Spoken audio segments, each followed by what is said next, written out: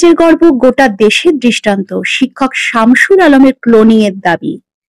গোটা দেশের মধ্যে এক অনন্য দৃষ্টান্ত হয়ে উঠেছেন শিলিগুড়ি মহকুমার বিধাননগরের মুরলীগঞ্জ হাই স্কুলের প্রধান শিক্ষক শামসুল আলম। কঠিন পরিশ্রম, আদর্শ এবং ছাত্রছাত্রীদের প্রতি অগাধ মমতা তাকে এনে দিয়েছে বিশেষ সম্মান। সম্প্রতি মুরলীগঞ্জ হাই স্কুলে আয়োজিত এক অনুষ্ঠানে উপস্থিত অভিভাবক, ছাত্রছাত্রী এবং বিশিষ্ট ব্যক্তিরা সরাসরি দাবি তোলেন, শামসুল আলমের মতো শিক্ষক আরো তৈরি হওয়া উচিত। তার ক্লোনিং করা হোক, যাতে ভবিষ্যতের প্রজন্ম এমন আদর্শের ছায়ায় মানুষ হতে পারে। এছাড়া তাকে অবসর গ্রহণের পরও স্কুলের মেন্টর হিসাবে থেকে যাওয়ার জন্য দাবি ওঠে। এই প্রসঙ্গে আদর্শবান ব্যতিক্রমী শিক্ষক শামসুল আলম বলেন, শিক্ষা শুধু পেশা নয়, এটা হলো সাধনা। আমি সবসময় চেষ্টা করেছি শিক্ষার্থীদের সৎ পথে, মানবিক দৃষ্টিভঙ্গিতে এবং পরিশ্রমের মাধ্যমে জীবনের সাফল্যের দিকে এগিয়ে নিতে। মানুষের ভালোবাসা পাওয়া সত্যি বিরাট প্রাপ্তি। যদি আমি কাউকে অনুপ্রাণিত করতে পারি, সেটাই আমার জীবনের সবচেয়ে বড় সাফল্য। শামসুল আলমের এই মন্তব্যে আবারও স্পষ্ট হয়ে যায় কেন তিনি শুধু মুরলীগঞ্জ নয়, গোটা দেশের শিক্ষা জগতের এক উজ্জ্বল উদাহরণ হয়ে উঠেছেন। আমাদের গর্বের বিষয়, একজন দশম হয়েছে, একজন 17তম হয়েছে, আর আরেকজন যে বিবেক সিংহ, যে অল ইন্ডিয়ার মধ্যে সেকেন্ড পজিশন করেছে কুড়োতে, অল ইন্ডিয়ার মধ্যে এমন কোনো স্টেট ছিল না ওখানে উপস্থিত, পুনেতে, সেখানে সেকেন্ড হচ্ছে মুরলীগঞ্জের ছেলে। এটা ভারতের খাতায় একটা গর্ব, খালি দার্জিলিং ডিস্ট্রিক্ট না। আর এখানেই শেষ না, এই ছেলে ডাইরেক্ট 17 ইন্টারন্যাশনাল অক্ষয় কুমার চ্যাম্পিয়নশিপে সুযোগ পেয়েছে।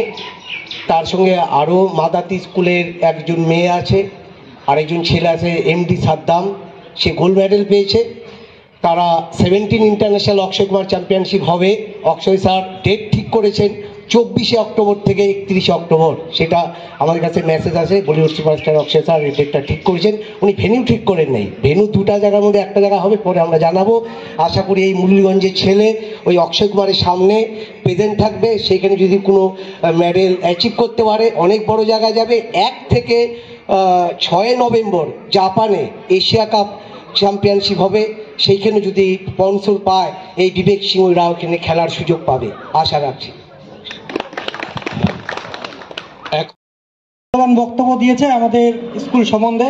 আমাদের এখানে উপস্থিত আছে আমাদের সকলের অভিভাবক, আমার অভিভাবক শ্রী কাজল ঘোষ মহাশয়, উপস্থিত আছে আমাদের ফাঁসিদার বিডিও স্যার, এবং উপস্থিত আছে আমাদের এই স্কুলের হেডমাস্টার মশাই, শামসুল আলম মহাশয়, এবং অনেকে সামনে যারা রয়েছে তাদের সবাইকে নমস্কার জানিয়ে 2-4 কথা বলবো। শুধু সময় অনেক হয়ে গেছে, তো কাজের কথাই বলি।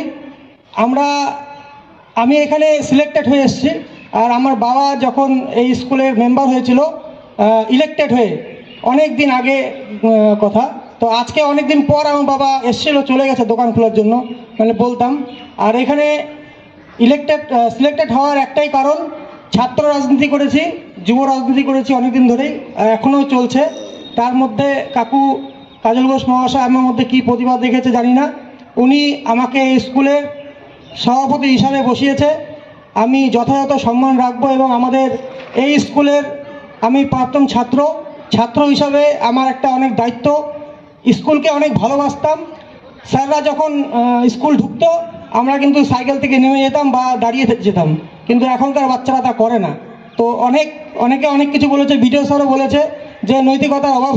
সত্যি আমাদের এখনকার গার্জিয়ানদের এত ফেস করতে হচ্ছে যে তারা, বাচ্চারা বিশেষ করে, আমাদের স্কুলে কিছু বাচ্চা ভালো থাকবে, কিছু বাচ্চা খারাপ থাকবে, এই প্রত্যেকটা স্কুলে আছে, কিন্তু সেই খারাপের সাথে সেই ভালোগুলোকে কী করে ভালো করতে হবে সেটাই আমাদের মূল লক্ষ্য, আর সেইভাবেই আমরা এগোবো, এটাই আমার কথা। এবং আমাদের যারা শিক্ষক যারা আছেন তাদেরকে অসংখ্য ধন্যবাদ আমাদের এই স্কুলকে 100% দেওয়ার জন্য। তার মধ্যে আমরা পরিচালনা সমিতি যারা আছি, প্রাক্তন যারা আছে, বা আমরা এখন যারা আছি, আমরাও 100% দিয়ে এই স্কুলকে আরও বড় জায়গায় নিয়ে যাব। ধন্যবাদ সকলকে। একটা প্রতিষ্ঠান এই জায়গায় যখন আসে, তখন যারা যিনি চালান, তখন তিনিও ভাবেন যে যখন আমরা এখান থেকে বিদায় নেব, যে এই প্রতিষ্ঠানটাকে এইভাবে আরও যাতে করতে পারে। ইতিমধ্যে আমার প্রত্যেকে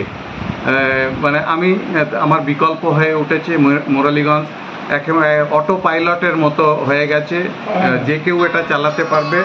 2 নম্বর হচ্ছে মেন্টর হিসাবে এটা একটা পরম সৌভাগ্য, যদি এখানকার লোক যদি বলেন।